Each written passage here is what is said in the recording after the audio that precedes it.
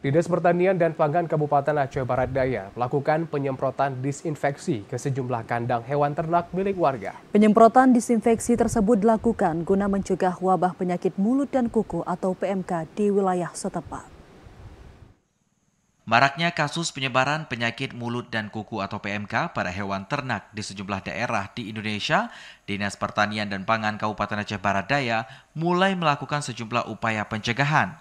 Mulai dari penyemprotan disinfeksi atau cairan ekoenzim di kandang ternak warga di wilayah tersebut, salah satunya di Desa Drin Berumbang, Kecamatan Kuala Bate, Aceh Barat Daya.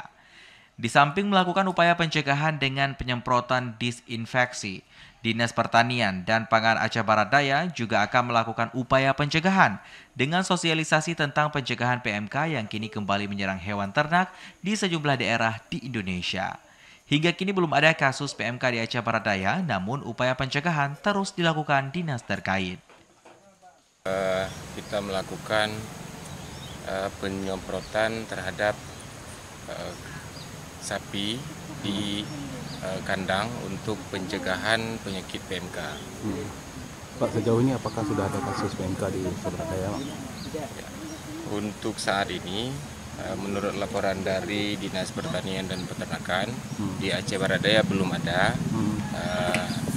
penyakit yang terkena di sapi. Cuman kita melakukan pencegahan lebih awal supaya yang ada penyakit nantinya seperti di beberapa kabupaten kota tidak terkena di Kabupaten Aceh Barat Daya.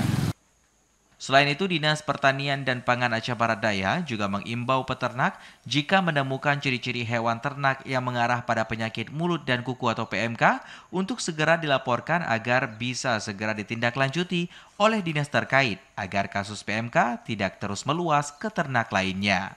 Seiringan dengan upaya pencegahan dengan melakukan penyemprotan disinfeksi ke kandang ternak, ke depan Dinas Pertanian dan Pangan Aceh Barat Daya juga akan melakukan vaksinasi kepada seluruh ternak guna mencegah penyebaran wabah PMK di wilayah Aceh Barat Daya. Dari Abdia, Aziz Saputra, TVRI melaporkan.